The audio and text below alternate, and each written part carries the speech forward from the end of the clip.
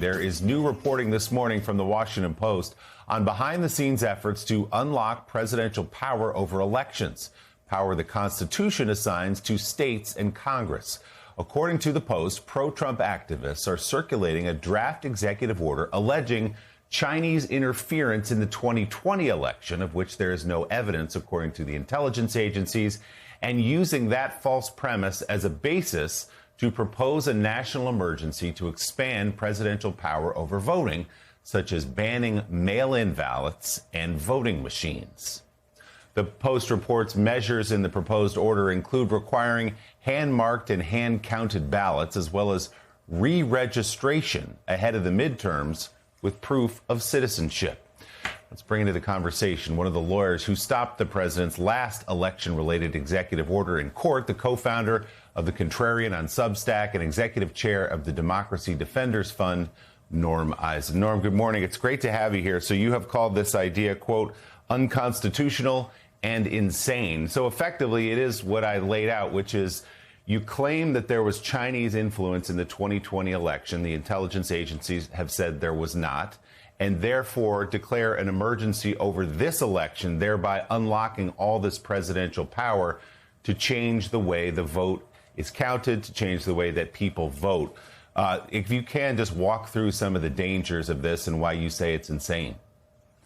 Thanks, Willie. And what's really going on here is Donald Trump and his allies are terrified of the blue tsunami that is gathering, with Democrats having won or outperformed by double digits in about 247 of 277 races over the past year. And so they're trying to make it more difficult for people to vote. There was no Chinese hacking of the 2020 election. 2021 intelligence community assessment found that. The Chinese were ready to do it, but they didn't. Donald Trump has no emergency powers over elections, Willie, just as the Supreme Court struck down his supposed emergency powers over tariffs. He has even less here. And both in Congress and with this executive order that has been circulating for some time, Donald Trump has threatened he would take executive action. The goal is to set up barriers to voting. It would make it more difficult for people who have changed their name because they got married, for students, for those who don't have passports or other documentation. And Willie, the worst part of all this, these hurdles that are being erected needlessly, is that no one votes illegally in our country. Studies over and over again, including by the conservative Trump-supporting Heritage Foundation, have found that there are so few incidents of this that over the past, over a 2-decade period, there were just a couple of dozen out of tens and tens of millions of votes. So we went to court at Democracy Defenders Fund and Democracy Defenders Action to stop the last EO. The judge said Donald Trump has no constitutional power over elections.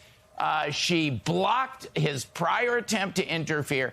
If he tries this, we will be in court in the blink of an eye. So will our allies and partners. Yeah. So will the state AGs. It's going nowhere. Voters are going to get to vote in November. Lemire, thinking about the false allegation of Chinese influence on the 2020 election, remember the cyber ninjas, the self-appointed election auditors who went to Arizona and looked, I'm not making this up, for traces of bamboo in the ballots because in their minds that would mean they'd been shipped in from China.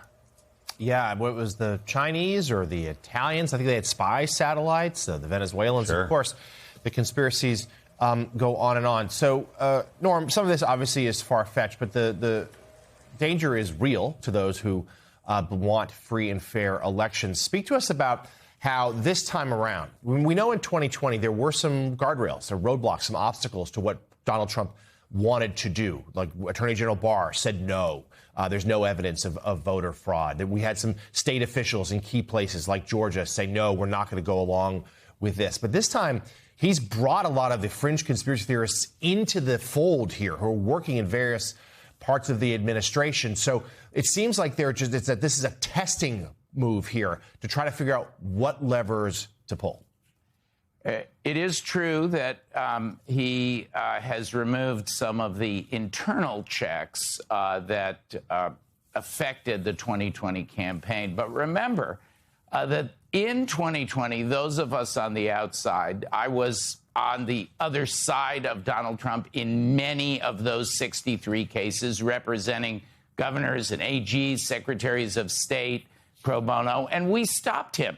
And at Democracy Defenders Fund and Action alone over the past year, we have 264 legal cases and matters. We've stopped them in court again and again. And this democracy movement, this coalition, is ready to go to court again, both civil society groups like mine, but also the state AGs.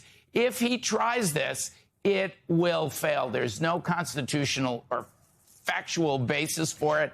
It's not going to work. The voters will be able to vote. We're ready for whatever Donald Trump may try. Executive Chair of the Democracy Defenders Fund, Norm Eisen, thank you very much for coming on the show this morning. We appreciate it.